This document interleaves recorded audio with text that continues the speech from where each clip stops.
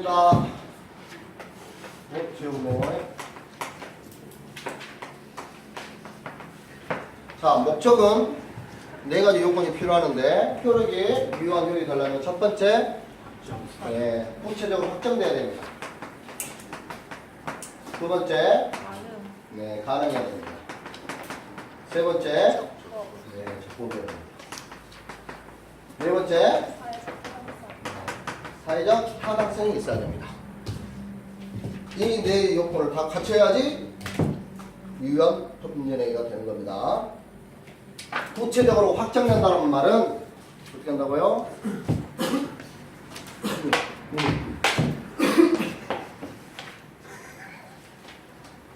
고의가 아닙니다. 일부러 그랬습니다. 깜짝 놀랐습니다. 자, 저기서부터 저기까지 내가 저기를 매매하겠습니다. 그럼 저기서부터 저기까지 어딘데요? 모르잖아요? 반드시 구체적으로 확정돼야 됩니다. 그렇잖아요? 내가 네 재산의 3분의 1을 살게. 3분의 1이 어딘지 어떻게 알아요? 모르잖아요? 구체적으로 확정돼야 됩니다. 구체적으로 확정될 때 언제까지? 이행기 때. 법률의 반대말은 법률행위 시때 확정되는 게 아니라 이행할 때 확정되면 그걸로 족합니다. 그래서 판례는 뭐라고 그러냐? 법률행위 했을 때 구체로 확정되지 않더라도 사후에 확정할 수 있으면 그 법률행위는 유효한 법률이 된다. 이렇게 말합니다. 말 이해되시죠? 딱 법률행위일 때 계약서 쓸 때 딱 하지 않더라도 야 우리 사후에 다음에 내가 만나서 하자. 그래도 유효한 법률이 된다는 뜻입니다. 자, 가능은 여기서 넘어가려고. 가능은 그냥 가능하면 돼요. 자, 뭐예요? 저 별을 따와라. 해운대 가서 바늘 좀 찾아와라. 바늘 참 내가 10억 줄게. 저 별 따면 100억 줄게. 가능해요? 불가능해요? 불가능합니다. 그럼 불가능하면 뭐예요? 유효예요? 무효예요? 효력이 발생하지 않습니다. 그래서 무효. 적법해야 됩니다. 내가 저놈 죽여. 내가 10억 줄게. 그럼 적법이에요? 불법이에요? 불법입니다. 효력이 있어요? 없어요? 그렇습니다. 무효. 사회적 타당성. 모든 문제를 적법이라면 모든 법률 규정이 다 나열할 수 없잖아요.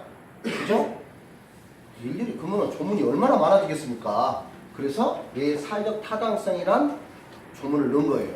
사회적으로 타당하지 않은 것들은 뭐한다? 무효이다. 대충 개념이 그렇습니다. 가능할까요? 원시적 불능, 후불적 불능? 네? 화장하네요. 자, 가능은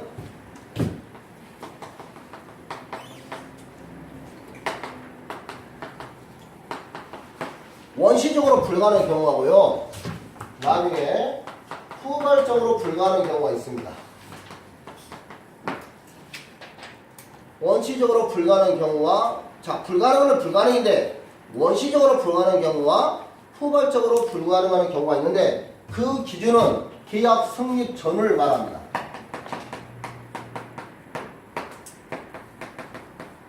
계약 성립 전에 불가능한 경우와 계약 성립 후에 불가능한 경우.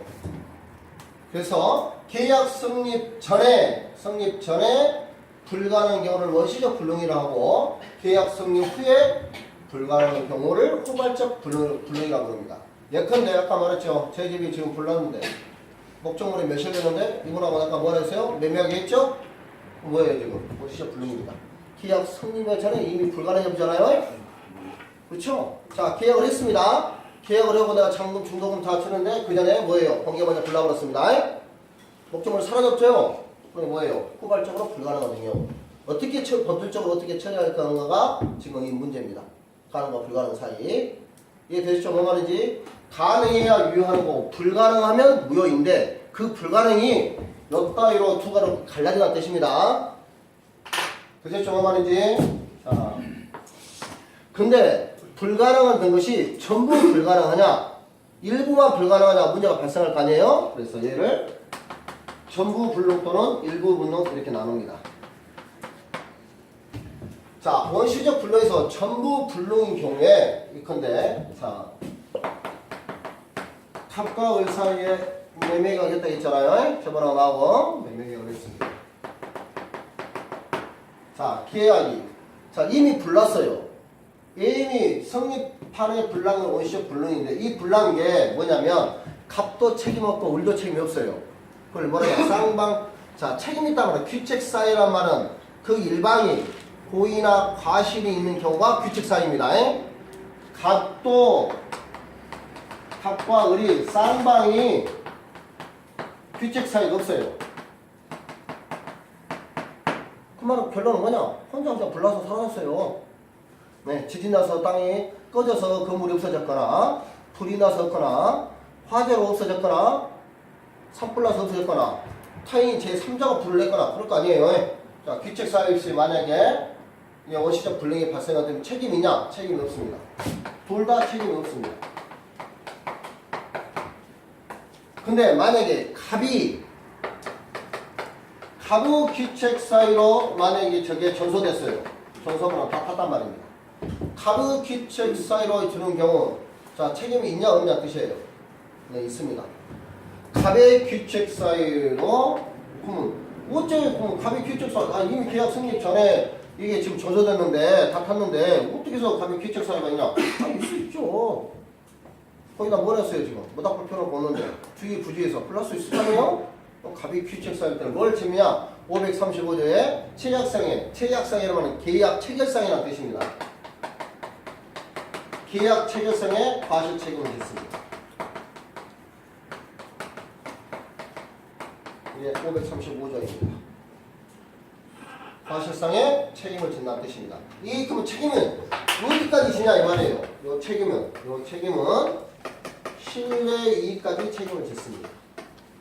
실내이익 반대말은 아니지만 반대말이라고 생각을 되셨겠네? 이행이익입니다. 이행이란 말은 실제로 이행이 매매계약에서 이행했을 때 얻을 이익이 있을 거 아니에요. 을은. 그게 아니고 을이 갑을 너를 믿는데 네가 나를 배신을 때려 자식아. 요런 믿음까지의 이익을 배상하는 뜻입니다. 실내이익은. 되셨죠? 뭐 말인지? 만약에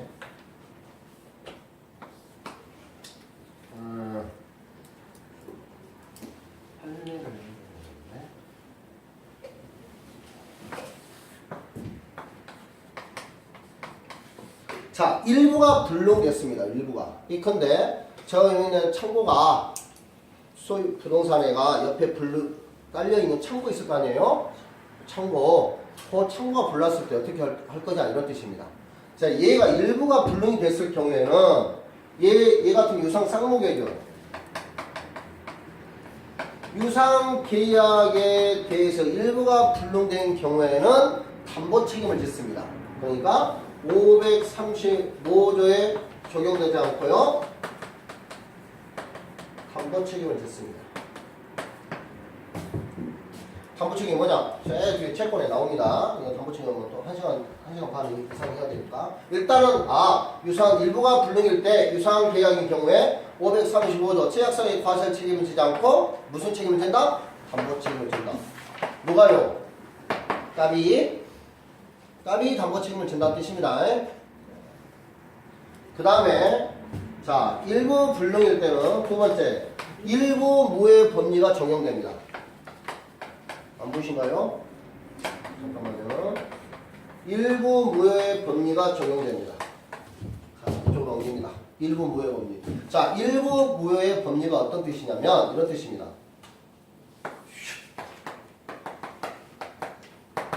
원칙 전부가 무효입니다. 일부가 무효인 것은 전부가 무효입니다.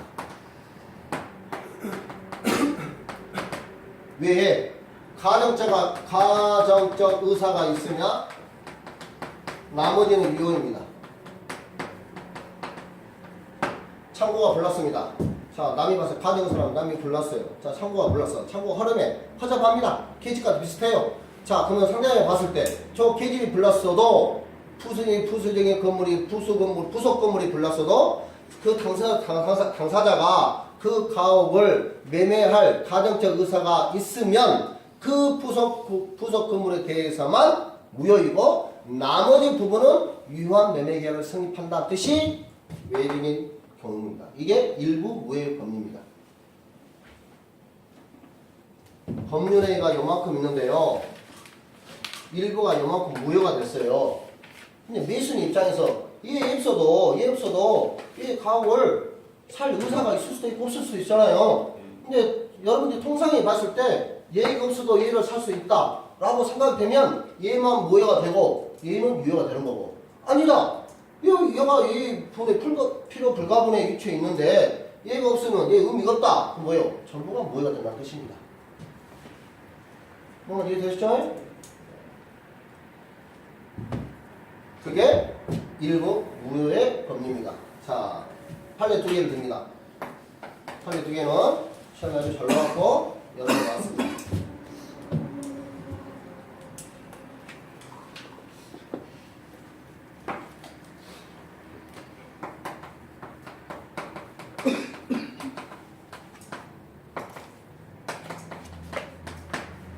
자, 토지 미연대교 조정입니다. 원래 갑과 을사의 매매 계약할 때는 몇 평이었냐? 3평이었습니다. 목적물이. 실제로 재벌 때는 몇 평이냐? 998평입니다. 부족하잖아. 수랑 부족하잖아요. 부족하죠.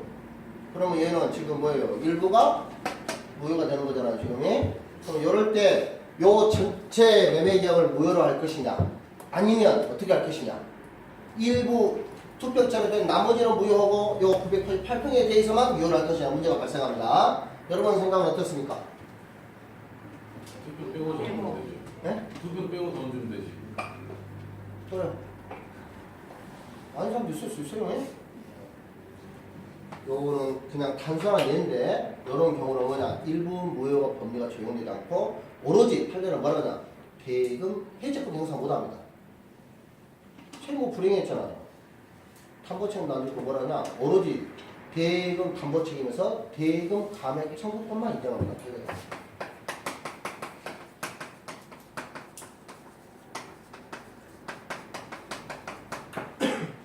대금 감액, 2평짜리 대금만 감하게 되는 겁니다.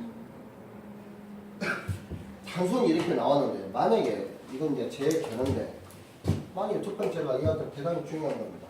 그 2평짜리 꼭 내가 우리 아버지 묘를 쓰거나 거기다 딱 별장을 2평 별장 지을 수 있나요?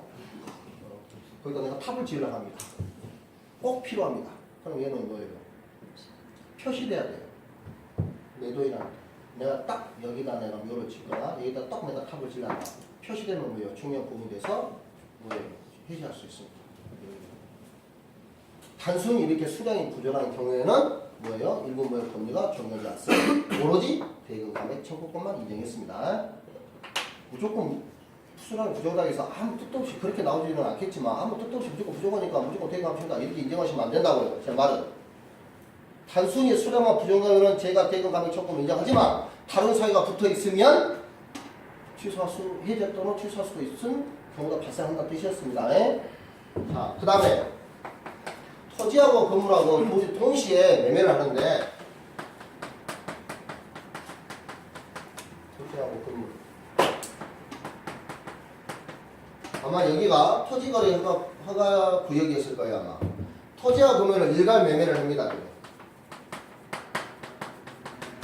일괄 매매를 하는데 뭔만 넘어갔냐? 건물만 지금 이전됐게 된 겁니다. 그래서 토지는 지금 이전 못했어요. 그래서 허가가 안 난 겁니다. 토지거래 허가 고용되어 있어. 자, 그러면 건물만 받았을 때 매수인 입장에서 어떻게 할까요? 본인들이 매수인이라면 얘를 그냥 건물만 받을까요? 얘를 그냥 해지할까요? 계약을.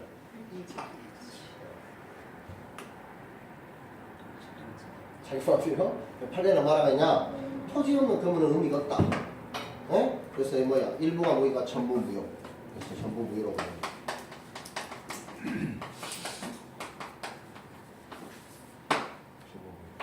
이게 되시죠? 뭐 말인지? 일부 무효가 중요한 판례 교단입니다. 시험에 한두 번씩 나왔어요.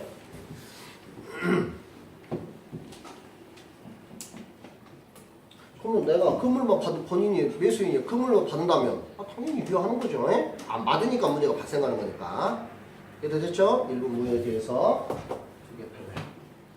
자, 됐습니다. 뭐예요? 후발적 불능은 했구나. 자, 후발적이자 이게 지금 원시적 불능이고 후발적 불능. 이 후발적 불능에 대해서는 뒤에 나오는 책의 뒤편에 보시면 담보 책임이라는 게 있습니다. 아니죠? 위험부담이라는 것이 있습니다. 자, 요 후발적 불능을 우리 민법에서는 뭐라고 부르냐? 위험부담이라고 부릅니다. 위험부담. 자, 첫 번째. 갑과 을 사이에 다 아무 잘못도 없습니다. 쌍방이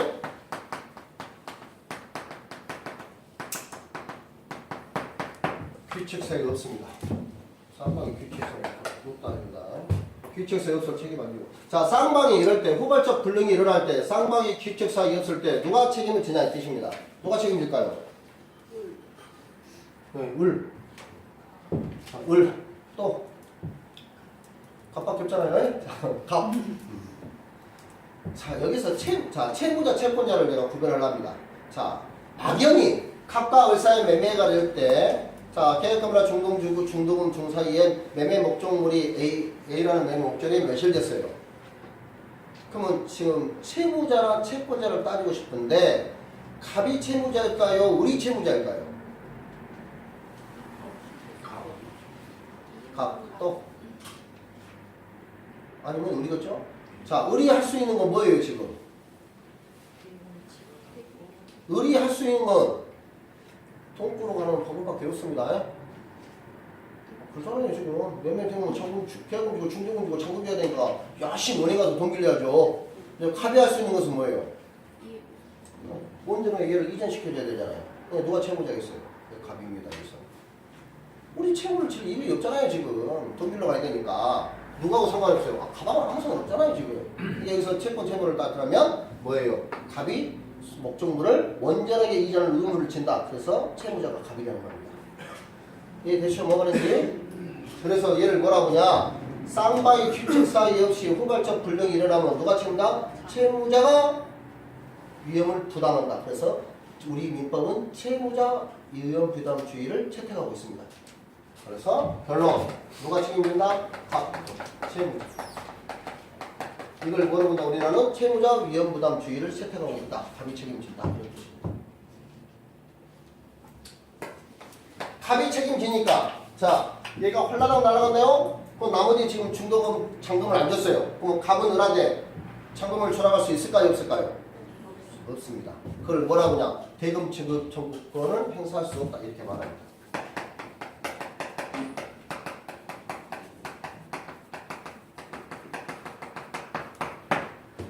대금 지급 청구권을 행사할 수 없다. 갑이 채무자가 책임진데 얘를 채무자 위험부담이라고 부르거든요. 채무자 위험부담은 아직까지 용어를 쓰지 않은데 앞으로 나올 수는 있겠죠. 아직까지 시험에서는 갑이 대급 지급 청구권을 행사할 수 있냐 없냐는 문제가 나왔는데 갑이 채무자이므로 채무자가 위험을 부담한다. 이런 문제가 나오진 않았어요. 뭐만 이해되시죠? 대급 지급하냐 안 하냐 물어봤지? 근데 앞으로 나올 수 있어요. 이것도. 채무자 위험부담은 민법이 채택하고 있기 때문에. 되셨죠? 자, 그러면 을은 소유권 이전 청구권을 행사할 수 있을까요? 없을까요? 소유권 이전 청구권을 행사할 수 있을까요? 없을까요? 을의 입장에서. 있어요? 없어요? 있답니다. 있습니까? 없습니까? 네, 있답니다. 옆에만? 자, 있어요? 없어요? 없어요. 있어요? 없어요? 뭐 3대 1입니다. 지금 A라는 목적물이 있어요? 없어요? 없죠. 어떻게 소유권 인정합니까? 목적물이 없는데. 목적물이 없다니까요? 계약은 유효합니까? 계약은 지금 유효하죠. 계약이 지금 유효했으니까 뭐예요 지금? 요 후발적 불능이 넘어서 계약 승리 후에니까 유효냐 무효냐를 따지는 거니까. 그러면 얘 계약이 지금 유효한 상태니까 책임이 있냐 없냐를 따는 거죠. 그렇잖아요 지금. 그럼 얘는 지금 전소가 됐어요. 후반적 불러면 이 계약은 무효입니까 아닙니까? 유효입니까? 무효가 되는 거예요. 무효. 아 목적물이 없는데 뭘 매매를 합니까? 없는데. 아 이거 없어졌다니까요 목적물이. 예. 후에 발생해야지 유효 무효지. 만약에 후가 아니고 전에 뭐예요? 성립이냐 불성립이냐 문제죠. 성립하냐 성립하냐. 이건 지금 성립했잖아요. 어디냐? 성립한 후에 효력이 있냐 없냐니까. 성립 전형이 뭐예요? 불성립이라니까요. 불성립. 성립 후에 효력이 있냐 없냐. 그러면 여기 안 써놨는구나. 원시적 불능은 뭐예요? 무효인가 보죠. 얘는 뭐예요? 유효인데 유효가 발생하는데 그 요가 없어지면서 뭐가 돼요? 목적 없으니까 이제 이 계획 자체는 유효이면서 뭐예요? 책임이 누구한테 있냐? 그러면 결과적으로는 효력이 없어지는 거랑 같다. 그 말은 또 오해하시면 안 돼. 그럼 이 자체의 계약에 이 후발장의 계약의 자체의 효력은 있냐? 효력은 있습니다. 그 효력이 없어짐으로써 책임 공박을 따지는 거예요 지금. 누가 책임을 질 것이냐? 없어지가 효력이 없어졌다 무효가 된단 말이 아니에요 지금 제 말은. 이 계약은 유효한 상태인데 이 유효한 상태에서 무효가 됐잖아요 지금. 없어졌으니까 목적물이. 그럴 때 책임을 누가 질 것이냐 지금 따지는 게 위험부담의 문제라 이런 뜻입니다. 되셨죠? 뭔 말인지? 그러면 얘가 소유권 이전 청구할 수 있냐? 할 수 없어요. 어째? 목적물이 없으니까.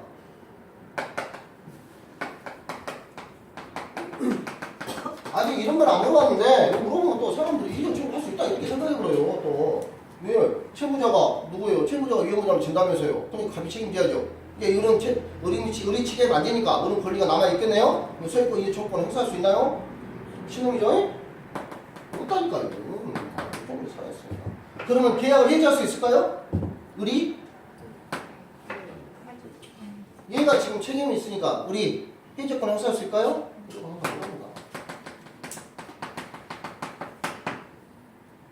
책임이 불행해서 해지권 했는데 책임이 불행했어요 안 했어요? 안 했어요. 책임이 없다니까요? 책임이 없다고요. 책임이 있어야 해지를 해도 말도 된다 아니에요. 네?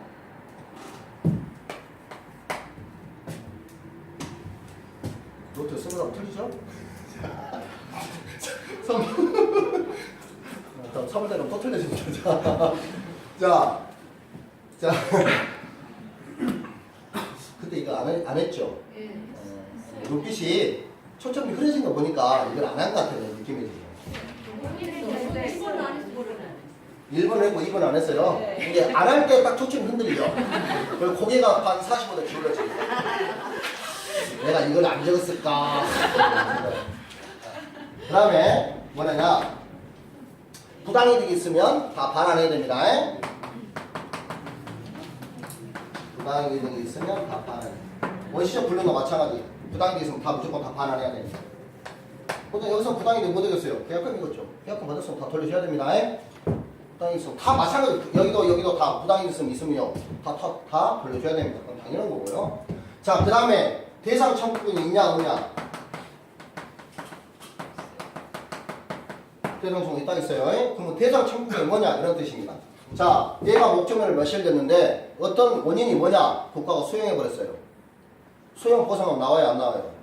나오죠. 근데 어른 뭐예요? 매매계약 대금을 주고 수용 보상금을 대신 청구할 수 있냐? 네, 청구할 수 있습니다. 그런 거 대상 청구권입니다. 얘가 화재가 났네요? 당연히 화재 보험금을 돌아놨네요? 뭐예요? 매매금 주고 화재 보험금을 청구할 수 있냐? 네, 청구할 수 있습니다. 이런 것들을 뭐라고 그러냐? 대상 청구권이라 부르고 얘는 조문이 있는 게 아니라 학설과 판례가 인정하는 겁니다. 조문이 나와 있는 게 아니라 학설과 판례가 인정하는 겁니다. 앞으로는 이런 것도 나올 겁니다. 대상 청구권 말에 대해서는 조문에 발생되는 게 아니라 판례가 인정을 합니다. 대상 청구권. 잘 나오라는데 앞으로 수익이 높아지니까 충분히 나올 수 있을 거예요. 그 다음에 자 다음 같은데 빼면 없죠. 자, 쌍방 규책 사이에 있는 경우가 아니라 이제 뭐예요? 갑이 규책 사이가 있는 경우. 채무자가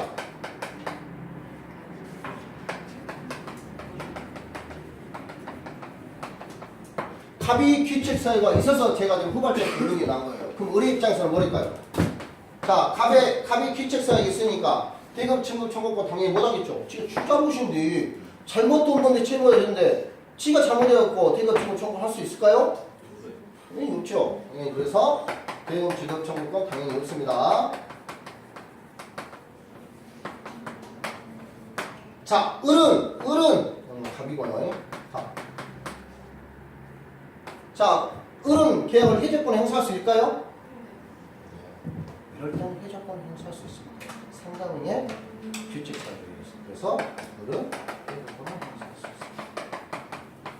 당연히 수업 본데 좀 못합니다. 못습니까? 자, 됐습니다. 그 다음에 세 번째. 지금 갑의 입장에서 본 거예요, 지금. 자, 갑이 잘못했거나, 갑이 잘못했거나, 을도 잘못했거나, 그럼 만약에 을이 잘못한 경우. 을이 잘못할 수 있잖아요? 그러면 을이 잘못을 뭐라 부르냐? 수령지체라고 부릅니다.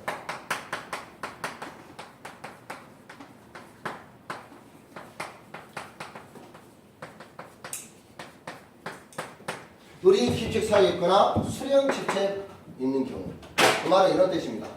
자, 갑이 너한테 잘하도 순천 저 제1공유소 앞에 도로에서 만나자. 내가 등기수로 다 가져올라니까 너 대금 갖고 와. 얘가 어디 갔어요? 미국 놀러 갔네? 놀러 갔어요. 그럼 누가 지금 수령죄 빠진 거예요 지금? 얘가 지금 수령을 안 하고 있잖아요. 그쵸? 채권자가 수령을 지체한 상태에서 얘가 골라버렸어요. 그럼 누구한테 책임이냐는 뜻이겠죠. 누구한테 책임 있을까요? 그렇죠? 그래서 이번에는 뭐로 하냐? 첫 번째, 을이 책임이 있는 겁니다. 그럼 을이 책임이 있다는 말은 뭐예요? 지금? 갑이 뭘 할 수 있다? 대금 지급 청구권을 행사할 수 있다. 을의 책임이기 때문에 갑은 대금 지급 청구권을 행사할 수 있다. 인정해준다 뜻입니다. 수령지체에 빠져. 됐죠? 그 말인지? 을이 규칙 사유로 이뤄서 들어가라. 수령지체에 빠진 상태에서는 갑은 뭐라고요? 대금 지급 청구권을 행사할 수 있다. 그럼 은행 입장에서 뭐예요? 돈 주고 물건도 못 갖고 그러는 거죠. 됐으세요? 자, 여기서 한 박자 더 나갑니다. 3박자 할까요? 아니요? 멘붕의 눈빛을 보고 싶은데 여기까지 깊이 안 나갔지만 딱 18인가 19인가 딱 한 문장 나왔어요. 한 문장. 자, 이런 위험을 뭐라 부르냐? 대가 위험이라고 합니다. 이런 위험을 대가 위험이라고 한다고요. 대가 위험. 그러면 지금 여기서 이제 뭐라고 했어요? 위험부담은 이 위험부담 대가 위험은 언제 발생하냐? 유상 쌍무 계약에서만 발생합니다. 위험부담.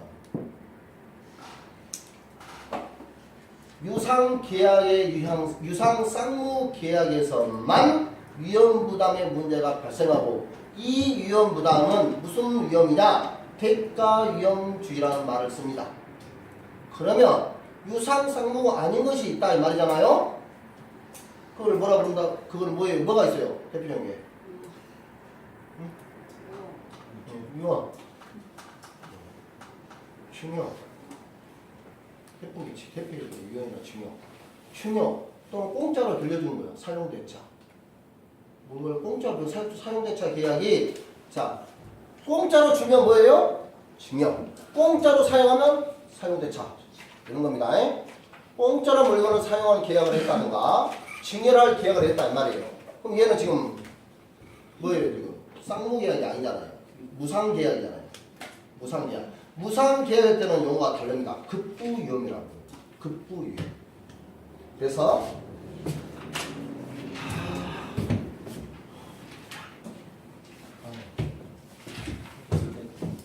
지어도 되겠습니까?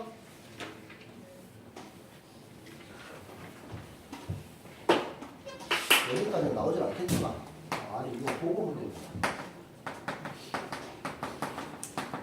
우리가 말하는 위험부담 말하는 것은 뭐예요? 대가 위험부담.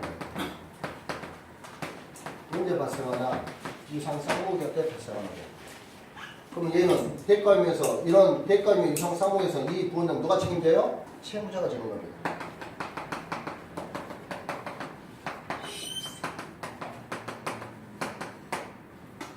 근데 요 대가 위험이나 이 위험부담이 대가 위험이 아니고 급부 위험이 있습니다.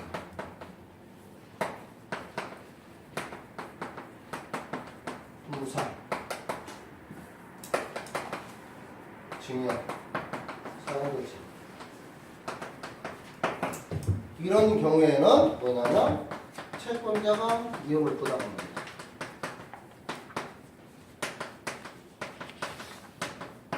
얘를 또 어렵게 나오면 특정물과 부특정물로 나오는데 거기까지 나오지는 안 나올 겁니다. 만약에 거기까지 나오면 가벼운 마음으로 찍으시면 됩니다.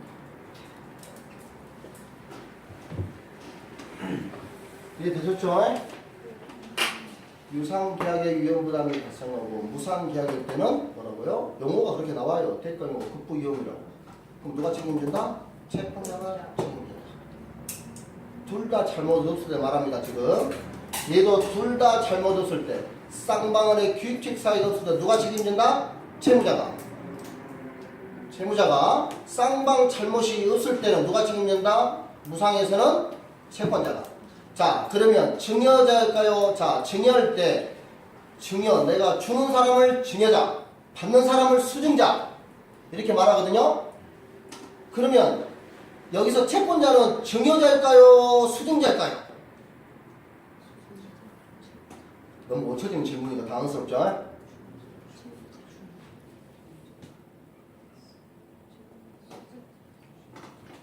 자, 아버님한테 기회를 드리겠습니다. 5대5입니다. 자, 누가 채권자일까요? 수증자. 수증자가 당연히 수증자죠. 아니, 지금 누가 있어요? 증여를 하면 아파트 증여를 거꾸로 준다는데 공짜로 준다는데 누가 책임 있겠어요? 둘 다 증여했으면 공짜로 준 사람이 책임져야 돼요? 그렇다고 생각하면 너무 착한 사람인데? 네, 채권자, 수증자가 책임을 진다는 뜻입니다. 그래서 뭐예요? 그럼 책임져 안 진단 말은 무슨 말 했어요? 책임진단 말은 그럼 내놓으시오. 청구할 수 있냐? 없다는 뜻입니다. 내가 너한테 공짜로 주려고 했는데 이 자식아 너도 잘못했고 나도 잘못했는데 그래도 꼭 주시오. 대금 지급 청구권 행사할 수 있냐? 당연히 없어야 맞죠. 그래서 이렇게 무상을 예를 들어 공짜로 준다는데 그 사람이 이뻐서 공짜로 주는 건데 내가 잘못해서 모를까 둘 다 잘못했는데 내가 책임지면 돼야 안 돼요? 누가 증여해줄까 그러면? 누가 빌려줘요 공짜로? 안 빌려주죠. 인생 팍팍하죠. 그냥 당연히 채권자가 주는 겁니다. 그래야 논리적으로 맞죠. 좀 특정한 부분은 다른데 그런 뜻입니다. 됐죠? 그 다음에 어디까지 했냐? 가능 다 했습니다. 나중에 자 궁금하신 분들은 책을 보시면 이게 어디 보이냐면 위험부담에 나와 있습니다. 책에 혹시 해볼까요? 얼마 설명하니까. 자 채권 파트 강론으로 가십시오. 강론 찾아보세요.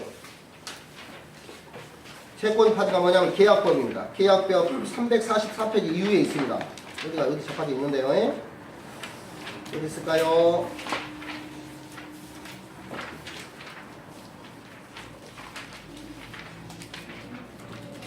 369페이지에 있습니다.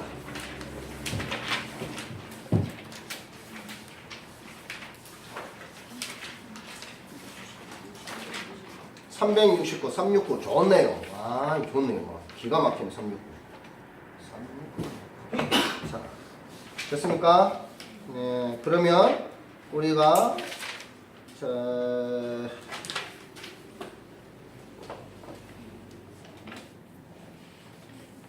거기 18페이지에 다시 돌아가셔서 아니 18페이지가 아니라 똑같은 문제 있었는데 문제가 20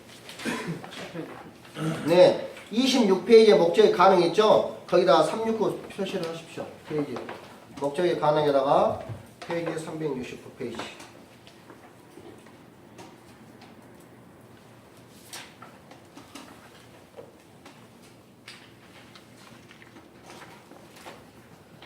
그러면 어디가 있어요?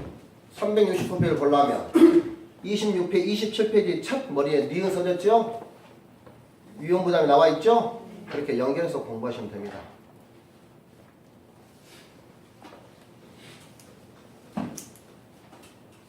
쌍무계약의 위험부담이 문제됩니다. 이때 위험은 채무자가 부담하시 원칙이지만 외적으로 채권자가 부담. 채무자가 부담하니까 채무자 위험부담인데 외적으로 채권자가 부담하는 거 뭐 있어요? 수령지체구나. 알 수 있죠. 그런 위험을 대가위험이라 부르구나. 네. 그럼 쌍무가 있으니까 반대말 안 쌍무도 있을 거 아니에요? 안 쌍무가 뭐예요? 편무계약. 평묘계약에서는 채권자가 책임을 지는구나. 그렇게 연결하시면 되죠. 이게 대충 뭔 말인지 왔다 갔다 연결을 하는 겁니다. 처음 하시면 좀 힘들었지만 두 번째 들으신 분들은 이 정도로 해주셔야죠. 자, 됐습니다. 자, 그 다음 적법합니다. 가능이 어려워. 저 뒤까지 내가 유형특강이 끌어와서 그렇습니다. 자, 가능. 자, 적법. 적법은 간단합니다. 안 적법하면 불법입니다. 불법하면 무효입니다. 적법은 강행위적과 유미기적으로 나눕니다. 강행위적은 뭐뭐 해라. 강행이고 할 수도 있다. 이러면 유미기적입니다. 그렇게 말하면 뭐예요? 틀립니다. 저문에 뭐뭐 해야만 된다 이렇게 쓴다 해서 강행이고 할 수 있다, 할 수도 있고 안 할 수도 있다 이런 표현 가능성을 쓴다 해서 의미냐? 그렇지는 않습니다. 그럼 우리는 구별할 실력은 없습니다. 누가 구별하는 거예요? 학자나 판사들이 판례가 구별합니다. 그냥 강행. 그러면 강행과 유미기정을 구별하는 것은 뭐냐? 당사자 틀각으로 그 행위를 배제할 수 있으면 유미기정, 배제 못하면 뭐예요? 강행기정. 예컨대 임대차를 하는데 출혈을 안 주기로 했어요. 둘이 특약했어. 할 수 있냐 이 말입니다. 전세권을 설정하는데 전세금을 주지 않기로 했어요. 할 수 있냐? 못합니다. 항상 특약으로 못해요. 그러면 강행규정이 되는 겁니다. 아시죠? 뭔 말인지? 특약으로 배제 가능하면 임의규정, 특약으로 배제 못하면 강행규정.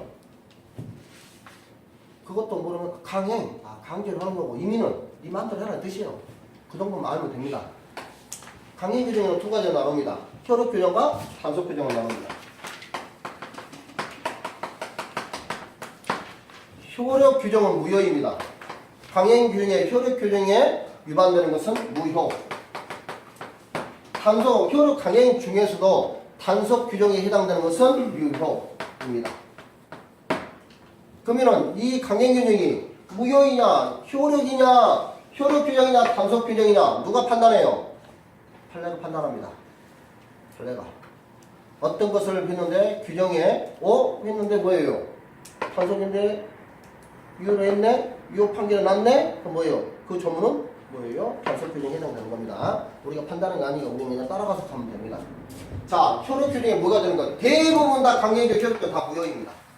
예컨대 여러분들이 공인중 시험에 합격해서 수수료를 받는데 임대 주택은 0.6%, 상가는 0.9% 수수료를 받으려는데 2% 받기로 약정했어요. 무효요 아니에요? 땡 무효입니다. 아시죠? 뭐 말이지? 대부분 다 무효예요. 그러면 단속 규정인데 이게 유효이다 이런 말이 대표적인 게 뭐라 했어요? 미등기 건물을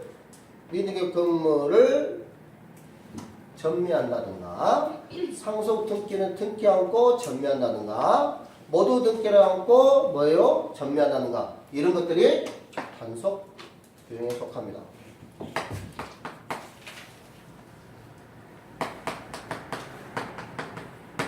저희가 아까 전에 건물을 신축하면 무슨 등기한다 했어요? 보존 등기한다 했죠? 그럼 감히 신축했습니다. 그러면 A를 신축해서 내가 보존 등기해야 되죠? 근데 안 하고 누가 돼요? 뭐라한테 시킵니다. 그럼 돼요 안 돼요? 안 됩니다. 강행규정이에요. 강행규정.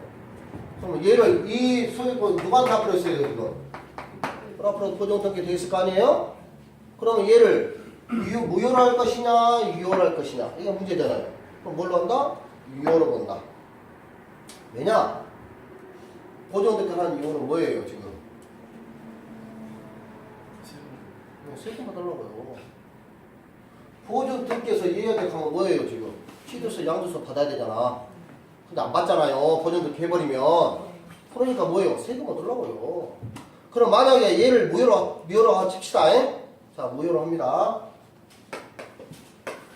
등기부는 표적하고 각부하고 울고 이렇게 나눕니다. 남자분은 잘 아시겠지만 여자분은 좀 집에서 한번 떼봐요 자기 거. 그 인터넷 대법원 사이트 가면 그 등기소 인터넷 이렇게 나옵니다. 등기소 인터넷 서비스, 대법원 등기소 인터넷 서비스 가서면 본인들 주소 치시면 표적이 갖고 울고 여러분들 출력밖에 안 해요. 근데 그 닫아버리면 없어집니다. 출력하면 1200원이니까요. 출력해서 보시고 출력해서 보세요. 나중에 등기 볼 때 다 풀어갑니다. 이렇게 한번 봐봐야 돼. 표지가 어떻게 생긴, 갑구가 어떻게 생긴, 을구가 생긴, 소유권도 해보고, 을구도 봐보고, 저당 고쳐내고 이런 것도 설정하고 봐봐야 됩니다. 여러분들 해야 될 그런 거니까. 공인중개사는 뭘 잘해야 되냐면 민법 잘할 필요 없어요. 뭘 잘해야 돼요? 뒷집을 잘 봐야 됩니다. 뒷집을 잘 보고 잘하는 게 중요합니다. 자, 그냥 말빨을 세우려면 민법을 잘해야 되고, 도라를 잘 치려면 남자분들은 열심히 해야 돼. 도라를 치려면. 자, 갑구하고 표적으로 나누는데 얘가 이렇게 생겼어요. 지금 1번 딱 쓰고 갑 이렇게 원래 생긴 건 아닙니다. 형식이 있어요. 자, 갑 보존 등기 이렇게 소유권이 갑구에 써져 있습니다. 갑이 갑이네. 자, 갑구에 소유권에 관한 써있는 갑이 보존 등기 됐습니다. 근데 보존 등기를 해야 되는데 만약에 보이는 건 누가요? 을로 했습니다. 근데 얘를 무효로 하면 뭐라 해요? 딱 하면 뭐예요? 1번 등기 무효. 샷. 3번 딱 쓰고 갑 소유권 보존 등기 싹 다 이렇게 됩니다. 되셨죠? 무효가 돼야 되니까 없어진 거 말소된 표고 등기 뭐 이렇게 남았을 거 아니에요. 옛날에 이게 어떻게 돼 있냐? 종이로 돼 있었습니다. 지금은 다 전자 신청을 할 수 있지만 옛날에는 다 종이로 됐습니다. 그러니까 보존 등기가 2번 될 수도 있어요. 2번 될 수, 보존 등기가 1월 1일 날 2015년 1월 1일 날 한 번 할 수도 있고요. 2016년 1월 1일 날 할 수 있습니다. 근데 지금 그럴 수가 없죠. 전자는 다 되니까. 그러니까 종이 등기부터 다 이렇게 돼 있어요. 그럼 이렇게 다 지워야 돼. 얼마나 귀찮습니까? 그럼 얘는 결론은 얘는 뭐예요 지금? 어차피 얘가 말소되어 있고 얘를 무효 되면 그 다음에 보존 그냥 또 해야 되죠. 뭘 해야 돼요? 소유권 이전 소유권 이전 등기하고 짱 결국 4번까지 와야 돼. 그렇잖아요. 어차피 얘가 무효되더라도 얘가 다시 말소 등기하고 다시 얘가 소유권 보존 등기한 다음에 다시 어차피 이전 등기 할 건데 결국 이전 등기 할 건데 뭔데 저랑 연병하고 이렇게 짓냐 이 말이에요. 이게 지금 타인한테 손해볼 수 있는 거 뭐 손해보는 것도 아무것도 아닌데 누구한테 손해요? 국가한테 손해죠. 그러니까 뭐예요? 사법상 위헌한 뜻입니다. 그러나 공법상 벌금 내야 안 내요? 네. 냅니다. 세금 폭파만. 이게 2년 이하의 뭐 카페는 뭐 징역인가 뭐 규고 100만 원이 아니면 2억인가 얼마인가 또 카페에 벌금 맞습니다. 이렇게 한 경우에. 그래서 이전 등기를 이렇게 하면 결론은 하나 놔두고 이걸 유효로 놔두면 깨끗하잖아요. 세금만 받으면 되는 거니까. 이게 되시죠? 뭐 말하지? 그래서 단속 규정은 이런 경우 모두 이걸 뭐라 그러냐? 모두 생략 등기의 전배라 부릅니다. 모두라 뭐냐면 맨 처음 등기하는 거예요. 그게 보조 등기예요. 아시죠? 책에 보시면 나중에 등기 보면 모두 등기, 생략 등기 이런 거 나옵니다. 모두 생략 등기 이런 거예요. 자, 상속의 생략 등기를 보십시오. 타사는 힘드네. 자, 아바이 동무께서 뭐예요? 돌아가셔가지고 을한테 상속을 받았습니다. 아까 상속받아서 뭐라 했어요? 187조에서 등기하지 않고도 소유권 취소한다 했죠? 자, 근데 처분을 하려면요 뭐라 한다 했어요? 네, 등기해야 됩니다. 무슨 등기요? 뭔 등기 할까요? 처분을 상속할 때는 뭐예요? 그냥 상속받은 가만히 있으면 됩니다. 근데 요 을이 상속인이 기업한테 처분을 하려면 반드시 등기를 해야 되거든요. 팔아먹으려면 그러면은 팔아먹기 등기해야 될 거 아니에요. 무슨 등기? 상속 등기를 합니다. 그래 매매의 목적 뭐냐? 원인 상속. 상속 등기를 한 다음에 얘한테 처분해야 돼. 근데 어떻게 한다? 상속이 안 하고 뭐예요? 바라락 비용이 상속이 나버리는 거예요. 대체 뭐 말인지? 그러면 얘를 무효로 한다 칩시다. 자, 무효가 됐어요. 그럼 어떻게 해야 돼요? 말소 등기해요. 얘가 또 갑이 을한테 상속 등기해요. 상속 등기한 다음에 을이 병한테 뭐예요? 이주 등기해요. 이렇게 하면 됩니다. 결론은 누구한테 가요? 얘한테 가잖아요. 그러니까 사법상 소유권은 병은 취득하고 나머지 과태료 낸다. 왜? 얘가 상속 때문에 처분하면 이거 뭐예요? 양도소 취득세인데 안 내잖아요. 세금 포탈이잖아요. 탈세가 범죄입니까? 아닙니까? 탈세가 범죄입니까? 아닙니까? 겁나 큰 범죄입니다. 우리 국민의 4대 의무 중 하나가 납세의무입니다. 근데 우리들은 못하죠. 돈 많은 사람이 하지. 우리는 간이 콩을 말해가지고 간이 두근두근해 못하는 거. 100원 안 끌렸다고 500원 날라가는 쓰고 있으면 잠 못 자죠? 내가 미친년, 내가 미친놈인데 내가 왜 그럴 수가 있는 거죠? 우리는 못해요. 간이 콩을 말해서 다 돈 있는 사람이 이렇게 하는 거지. 강력하게 처벌해야 된다고 생각합니다. 뭐 알았죠? 그 다음에 자 갑이 을한테 처음으로 매매를 했습니다. 을이 병한테 매매를 했습니다. 이렇게 하면은 뭐예요? 양도세 취득세. 양도세 취득 받아야 되는데 뭐예요? 따라랑 이게 중간 생략된 길이에요. 얘를 빼고 뭐고요? 다이렉트로 갑과 병 사이에 다 등기를 한 겁니다. 이런 것을 중간 생략된 길. 여기도 상속 등록시키. 여기는 모두 생략된 길. 생략된 길을 하는 경우. 이런 것도 어떻게 다 무효가 되면 이래야 됩니다. 야, 요리 간 것을 말소하고 다시 소유권 이전하고 이런 소유권 이전하고 어차피 똑같잖아요. 왜요? 얘가 얘한테 소유권 이전 청구권이 있거든요. 얘한테 소유권 이전 청구권이 있거든요. 소멸되는 게 아니니까. 어차피 다이렉트 청구해서 넘은 거 다시 넘어오는데 뭐라 그 짓거리냐? 돈 내놔라. 세금 내놔라. 이러면 됩니다. 이게 사법상 유효입니다. 근데 유효한데 요 A가 토지인데 토지거래허가 구형된 토지면 무효입니다.